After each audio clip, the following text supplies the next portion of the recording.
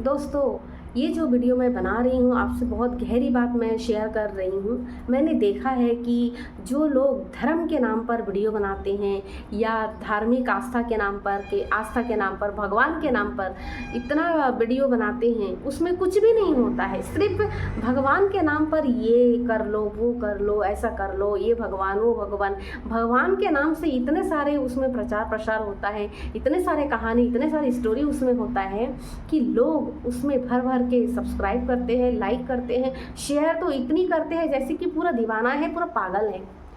दोस्तों वहाँ पर मैं एक ऐसे वीडियो बना रही हूँ जहाँ पे आप ही का काम आता है कि आपको जब स्ट्रेस हो तब आप क्या करें, जब आपको तनाव हो तब आप क्या करें, जब आपको सुसाइड का ख्याल हो तब आपको क्या करना चाहिए कि आप उस सुसाइड के ख्याल को बाहर आके आप उसको खुद को बचा सको। ऐसे ऐसे चीज़ों का मैं वीडियो बनाती हूँ।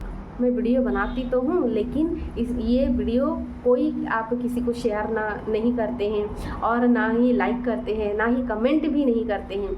तो मेरा कहना है कि अगर मैं भी चाहूँ ना तो मैं भी कर सकती हूँ। मैं भी लोगों को भगवान के नाम पर गुमराह कर सकती हूँ, भगवान के नाम पर डरा सकती हूँ, है ना। जैसे कि आजकल हो रहा है, जैसे कि मैं देखती हूँ कि बहुत सारे लोग ऐसे करते हैं, भगवान के कहानी, भगवान के स्टोरी, भगवान के भजन, ये सब करते हैं। लेकिन मेरे दिल से मेरा दिल बिल्कुल भी गवाही नहीं देता है कि मैं भगवान के नाम पर किसी को मूर्ख बनाऊं, है ना। बिल्कुल भी नहीं, मैं नहीं चाहती। और ऐसा भी नहीं है कि मैं कोई नास्तिक हूँ, मैं नास्तिक भी नहीं हूँ, लेकिन हाँ मैं वैसा आस्तिक भी नहीं हूँ कि बस आँखों में पट्टी लगाऊँ या काला चश्मा पहन करके बस बैठ जाऊँ और बस वही सुनते रहूँ जो लोग सुनाते हैं। भाई अपनी भी अक्ल है, अपनी भी समझ है, अपनी भी बुद्धि है, तो थोड़ा सा बुद्धि का इस्तेमाल करो और थोड़ा सा अपनी अक्ल भी लगाओ, है ना। और थोड़ा सा बुक भी पढ़ो कि क्या है भगवान, क्या है, आप खुद की एनर्जी क्या है, कौन है आप, कौन हो। जब इस टाइप से आप खुद से सवाल करोगे आपको जवाब मिलती जाएगी, है ना। बहुत सारे बातें हैं जो मैं अगर कहूँगी तो बहुत बड़ा वीडियो बन जाएगा। और मैं भगवान के नाम पर वीडियो नहीं बनाती हूँ क्योंकि मुझे बिल्कुल पसंद नहीं है कि लोगों को मैं भगवान के नाम पर मैं मूर्ख बनाऊँ या उसे ऐसे कुछ भी बोलूँ, है ना। लेकिन हाँ जो मेरे साथ हुआ है, जो मैंने अनुभव किया है, वो चीज़ मैं कहती हूँ हमेशा, चाहे वो किसी मंत्र के बारे में हो, चाहे किसी चीज़ के बारे में हो, किसी फीलिंग के बारे में हो। मैं हमेशा जो फील की हूँ, जो मैंने मंत्र, कोई भी मंत्र, जैसे मैंने एक मंत्र का मैंने यहाँ पे दिया था कि एक रात मैंने पूरा फंस गई थी और उस मंत्र से मुझे बहुत लाभ मिला। आप चाहो तो उस वीडियो को आप देख सकते हो, उसमें बहुत सारे व्यूज़ हैं, उसमें कमेंट भी है, तो आप देख सकते हो। यानी कभी कभी मंत्र काम करता है, ऐसा नहीं है।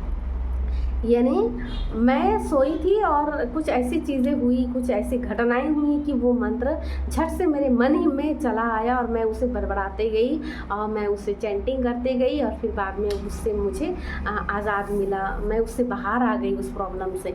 तो देखो दोस्तों ऐसा नहीं है, आप कुछ भी बोलो, अगर आप श्रद्धा भक्ति से अगर आप कुछ भी चीज़ लेकर के बैठ जाओ, आराम से खुद के साथ बैठो शांति से और बस ओम की चैंटिंग भी अगर करो ना और मन में फीलिंग अच्छा है ना, तो वो भी आपका काम करेगा, 100% काम करेगा। चाहे आपके बीमार को, चाहे आपको खुद को हील करना हो, चाहे स्ट्रेस से बाहर निकलना हो, वो भी आपको हील करता है। आप बैठो तो खुद के साथ, लेकिन नहीं, आप दौड़ते रहते हो उस लोगों के पास में, उन लोगों के पास में जो कि आपको गुमराह करते हैं, आपको कहीं ना कहीं आपको धोखे में भी रखा जाता है। हाँ यहाँ पे बहुत सारे, सब लोग ऐसा नहीं हैं, कुछ एकाध जन है जो कि बहुत अपवाद है, यानी बहुत सही सही बोलते हैं, लेकिन देखा तो जाता है तो कि ज़्यादातर लोग तो ऐसा ही है ना। ज़्यादातर चैनल ऐसा ही है कि भगवान के नाम पर कुछ भी बोल रहे हैं और आप दीवानों की तरह बस भटक ही रहे हो। सबसे पहले तो हमें ये देखना है कि लोग भगवान के पास और भगवान का नाम ही इसलिए करना चाहते हैं कि उसके ऊपर कोई प्रॉब्लम ना आए। भाई ऐसा नहीं होता है, वो भगवान है, वो राम है, कृष्ण है ना। अगर वो भगवान होकर भी उनके ऊपर में इतना विपत्ति आया है तो आप किसके पास जा रहे हो? उसके पास जिसके ऊपर बहुत सारे प्रॉब्लम हुई है, जिसको प्रॉब्लम का सामना भी उसे करना पड़ा, वो भी मुस्कुरा कर करना पड़ा। अब देखिए ना, कृष्ण के देख लीजिए कि उसके जीवन में इतना सारा संघर्ष है, मतलब जन्म हुआ है कहाँ पे? जेल में। ऐसा किसी का जन्म होता है? होता है। आप सोचिए ना कि एक गिरी से गिरी हालत, एक भिखारी, रोड का भिखारी का भी जन्म ऐसा नहीं होता। सॉरी, मतलब आप ऐसा मत सोचिए कि मैंने ऐसे बोल दिया, रास्ते का भिखारी, ऐसा नहीं है। मतलब मैं समझाना चाहती हूँ कि गिरी से गिरी हालत में कितना भी गरीब हो, उसका जन्म कभी ऐसे होता है, जेल में होता है? नहीं होता है। तो पहला दुख तो उसका जन्म ही जेल में हुआ। जन्म होने के साथ साथ वो अपने मम्मी पापा का प्रायोरिटी होना चाहिए, लेकिन वो नहीं रह पाया। वो तुरंत उसे लेकर के उसे दूसरे के यहाँ रखना पड़ा, जो कि उसका मम्मी नहीं है, जो कि उसका पापा नहीं है। वो किसी और गांव में जाके बस गए, वहाँ पे जाके उसको पालन पोषण हुआ। अब सोचो ना, उसके बावजूद भी जैसे थोड़ा बहुत बढ़ते गए, चलते गए एक दो कदम, उसमें भी आए दिन उसका जीवन का, जिंदगी का खतरा। आए दिन कंस उसे मारने के लिए किसी इस राक्षस को भेजा, कभी वो राक्षस को भेजा। मतलब इतना सारा प्रॉब्लम उनके साथ में हुई, कालिया नाग के साथ में इतना प्रॉब्लम हुई। और उसके बाद जैसे ही थोड़ा और बड़े हुए, 13-14 साल का, फिर देखिए कि उसे प्यार हुआ, है ना, राधा मिली, राधा का नाम हुआ। राधा के नाम से उसका दिलो दिमाग पर बस राधा हुई थी। लेकिन क्या हुआ, आज के डेट की बात अगर मैं कहूँ, आज की जो भाषा की अगर मैं कहूँ, तो उसे ब्रेकअप हो गया था। ब्रेकअप ही तो हुआ था ना भाई, क्या हुआ था? ब्रेकअप ही तो हुआ था।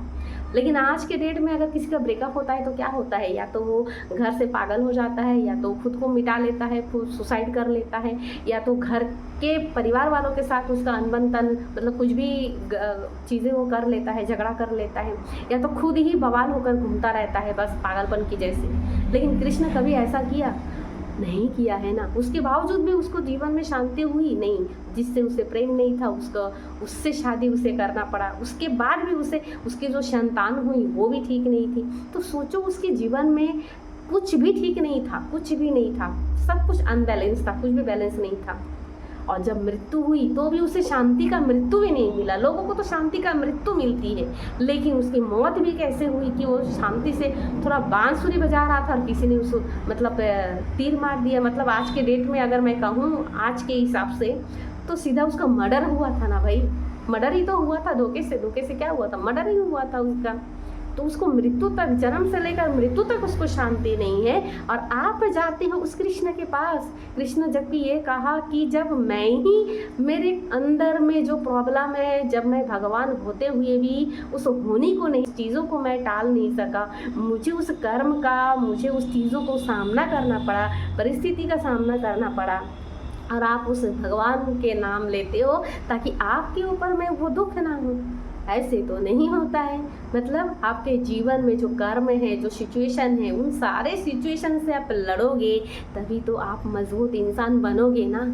ऐसे में तो बस आप कुछ भी नहीं कर सकते भाई, कुछ भी नहीं कर सकते। कोई छोटी सी दुख अगर आपके पास में आया तो आप तो बस निढाल होके पड़े रहोगे, आप तो उठ ही नहीं सकते दोबारा, है ना।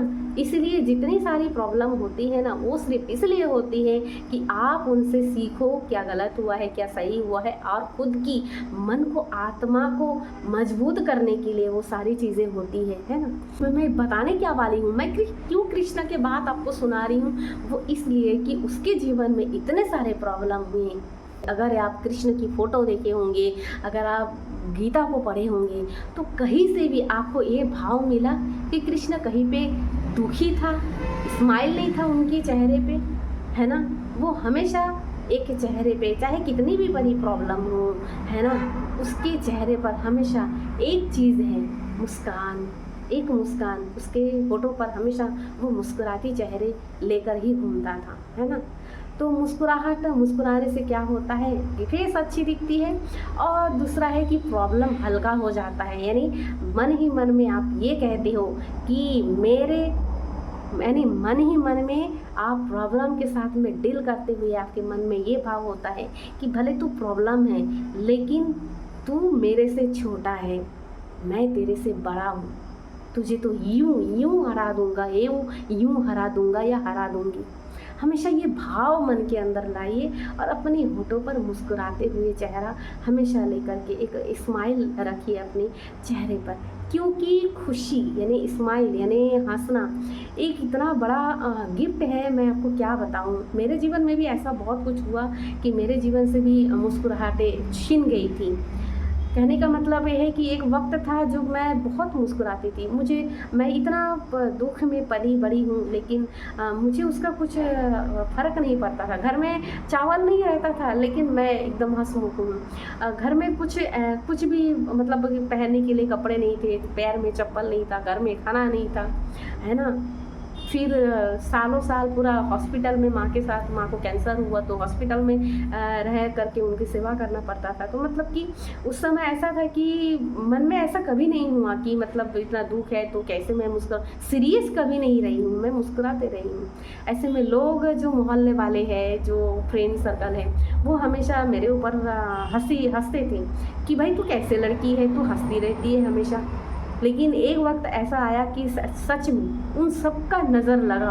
कहते हैं ना कि अच्छी चीज़ें हमेशा छुपा के रखा करो, मत बोला करो। अगर कोई लक्ष्य बनाते हो तो जब तक उसमें कामयाब ना रहो ना, जब तक उसमें कामयाब ना हो, जब तक वो लक्ष्य आपको ना मिले, तब तक आप डिक्लेयर मत करो, क्योंकि नज़र लगती है।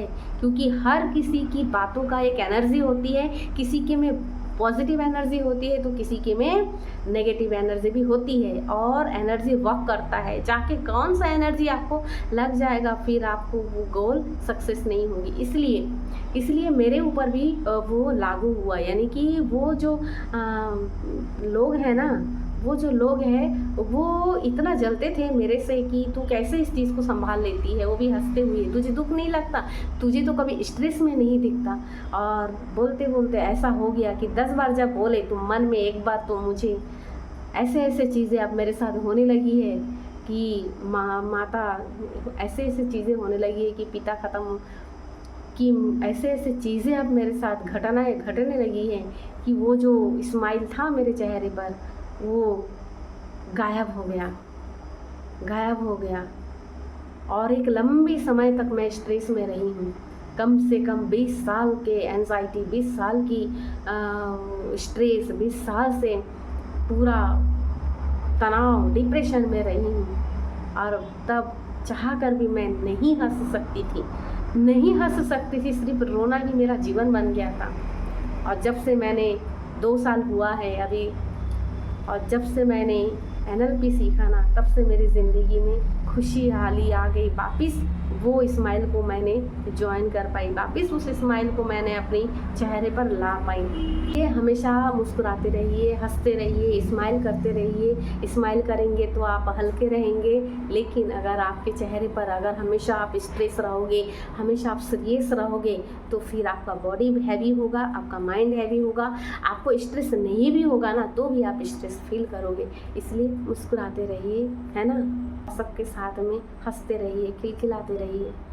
थैंक यू दोस्तों। अगर आपको वीडियो पसंद आई तो इसे लाइक, शेयर एंड कमेंट ज़रूर करिएगा, सब्सक्राइब ज़रूर करिएगा, और हाँ, कमेंट ज़रूर करिएगा दोस्तों, है ना। आप बहुत धार्मिक चीज़ों में तो कमेंट बहुत करते हैं, शेयर भी बहुत करते हैं, लेकिन मैं अगर आपको यहाँ पे कुछ बताती हूँ तो आपके भले के लिए, और आपके चीज़ जो एक्चुअली में सही चीज़ है उसको मैं बताती हूँ, तो इसे शेयर करना ना भूलें। Thank you.